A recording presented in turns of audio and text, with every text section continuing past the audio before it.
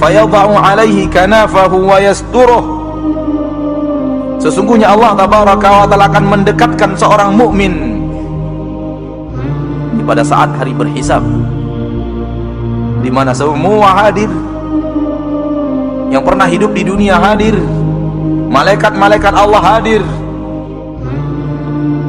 Wa ja'a rabbuka wal malaku saffan saffa, dan Rabbmu datang, malaikat sudah berbaris-baris.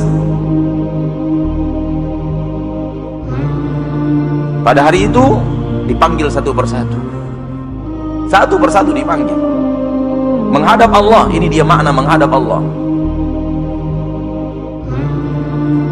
untuk dihisab oleh Allah.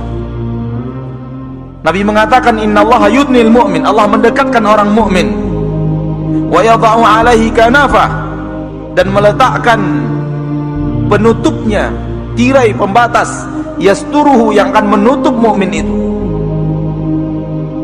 sehingga hanya ada dia dan Rabbnya. Apa yang Allah katakan kepada mukmin, penduduk mahsyar tidak ada yang tahu. Apa jawaban mukmin kepada Allah, penduduk mahsyar tidak ada yang tahu, karena Allah telah menurunkan kanafa, menurunkan penutupnya. Apa maknanya di sini yang bisa kita ambil? Yang makna yang kita ambil di sini hanya kita dan Allah. Maka latihanlah untuk hanya antum dan Allah, hanya antum dan Allah. Latihan untuk mencari waktu untuk beribadah yang ada hanya antum dan Allah. Rajinlah sembunyikan amal saleh, rajinlah sholat tahajud di malam hari, karena ketika antum tahajud hanya ada antum dan Allah, di mana semua manusia tidak tahu apa yang antum kerjakan. Rajin baca Al-Quran di kesendirian, semangat membaca Al-Quran ketika sendiri. Ketika antum sendiri hanya antum dan Allah, ada saatnya nanti di akhirat hanya antum dan Allah. Maka latihan di dunia saudaraku. Jangan kita hanya beramal ketika ada orang, setelah orang tidak ada kita pun tinggalkan amal itu. Kalau ataupun kita kerjakan amal di saat orang tidak ada, kita bermalas-malasan, tidak seperti semangat kita ketika ada orang lain. Latihanlah, perbanyaklah amalan yang hanya antum dan Allah, agar ketika nanti dipanggil menghadap Allah, Allah turunkan kanaf. Karena kita sudah rajin di dunia menghadapnya sendiri, maka ia panggil kita pun sendiri. Kemudian Allah berkata kepadanya, ata'rifu dzamba kadza, apakah engkau tahu dosamu yang ini? Ata'rifu dzamba kadza, apakah kamu tahu dosamu yang ini? Allah sebut dosa-dosa kita saudaraku. Allah yang menyebutnya kepada kita, tidak menunggu laporan malaikat. Apakah kamu pernah melakukan ini?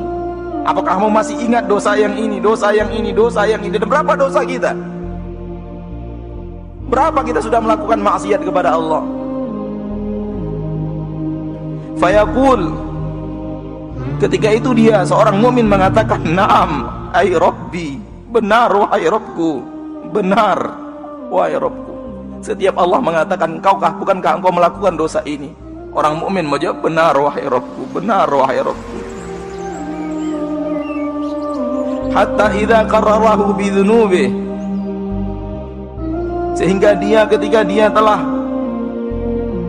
menyampaikan dan mengakui dosa-dosanya, wa ra'a fi nafsihi annahu halak, dan dia sudah yakin dan merasa di dalam dirinya dia akan hancur dan binasa. Kenapa? Karena terlalu banyak dosa yang Allah sebutkan kepadanya. Terlalu banyak dosa kita yang disebut oleh Allah. Kalau ini adalah nasib kita, maka orang mukmin merasa dirinya sudah hancur. Di saat dia sudah merasa hancur karena terlalu banyak dosa yang Allah sebutkan kepadanya, Allah berkata, satartuha alaika fid dunya, Aku telah menutup dosa-dosamu itu dari pandangan manusia di dunia, sehingga orang lain tidak tahu atas dosa yang kamu lakukan. Satartuha 'alaika fid dunya, aku tutup dosamu itu di dunia. Wa ana aghfiruha lakal yaum, pada hari ini aku ampuni dosa-dosamu itu. Ya akhi, antum berbuat maksiat, kita berbuat maksiat, dan orang tidak tahu bukan karena kita pandai menyimpannya, namun murni karena Allah menutupnya. Kalau Allah membukanya, dengan sekejap mata Allah bisa lakukan apapun untuk membuka aib kita. Wallahi, wallahi, wallahi, kalau aib kita dibuka oleh Allah, kita akan diludahi manusia. Begitulah kita dengan dosa kita yang terlalu banyak. Demi Allah, tidak akan ada orang yang menghargai kita kalau orang tahu apa yang kita lakukan. Namun Allah pengasih dan penyayang, yang menyayangi kita dengan menutup aib-aib kita. Maka jangan pernah merasa menjadi manusia suci. Jujurlah kepada diri antum dan jujurlah kepada Allah apa yang telah antum lakukan. Jujur kepada diri sendiri apa yang telah kita lakukan. Dan bagaimana kalau yang kita lakukan itu orang tahu, Allah bukakan. Demi Allah, kita tidak tahu di mana mata kita ini harus, kemana wajah kita harus kita sembunyikan.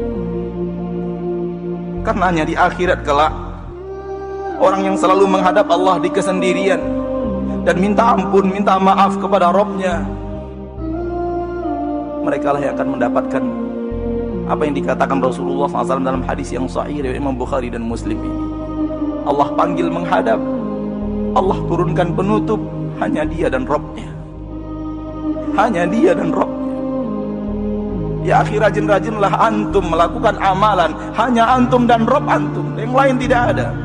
Istri tidak ada, anak tidak ada, saudara tidak ada, sahabat tidak ada, tak ada manusia kecuali hanya anda dan Allah. Supaya di akhirat itu yang Allah akan lakukan kepada kita. Rajin-rajinlah minta ampun di dunia, supaya di akhirat benar-benar ketika kita minta maaf kepada Allah, Allah maafkan dosa dan kesalahan kita. Nabi melanjutkan, wa ammal kafir, adapun orang kafir, wal munafiqun, dan orang-orang munafik, fayaqulul ashhad, berkata saksi-saksi, mereka tidak diturunkan penutup, dikata saksi-saksi, haula'i alladziina kadzabu ala rabbihim, mereka orang-orang yang telah mendustakan Rabb mereka. Ala la'natullahi 'alal zalimin, ketahuilah bahwa laknat Allah untuk orang-orang yang zalim. Orang zalim, orang musyrik, orang kafir, orang munafik, yang benar-benar munafik tidak diturunkan penutup. Allah menyampaikan kepadanya dosa-dosanya di hadapan orang ramai. Dan bukan orang ramai seramai ini, dari mulai manusia pertama Nabi Adam sampai manusia terakhir yang mati dengan datangnya hari kiamat. Mau kita letakkan di mana wajah kita ketika itu? Kalau kita yang mengalami, na'udzubillahi min dzalik. Maka lakukanlah di dunia. Lakukan di dunia. Sebelum saatnya kita ingin melakukan, namun tidak ada kesempatan.